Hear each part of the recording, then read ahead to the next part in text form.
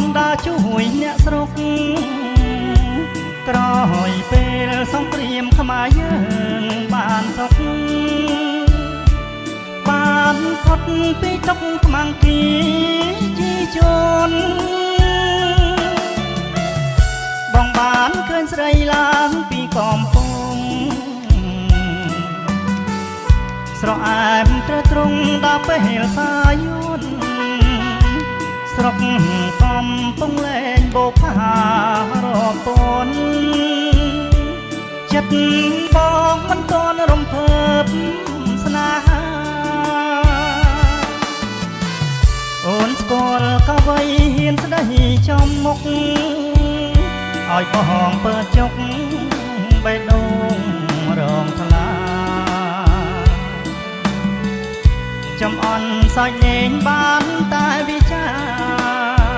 ខ្លាយក្រែងបុប្ផាមានម្ចាស់ទៅហើយ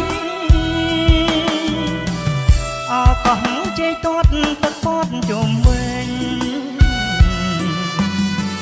បងអ្នកភ្នំពេញកំព្រាខ្វះខ្នាយបើ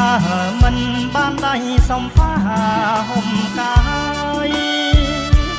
កែវកុំកន្តាយដាងទៀនបងផង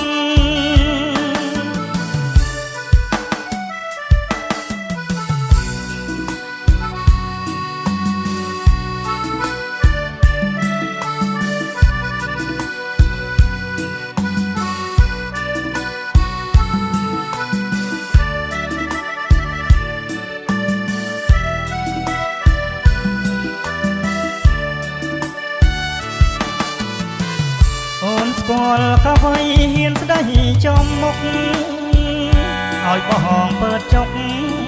បេះដូងរងថ្លាចំអន់សាច់លេងបានតែវិចាខ្លាយក្រែងបុប្ផាមាន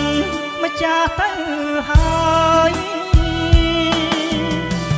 អកោះជ័យទាត់ទឹកពតជុំវិញ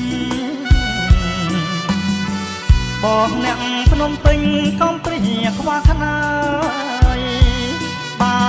មិនបានដៃសំផាហុំកា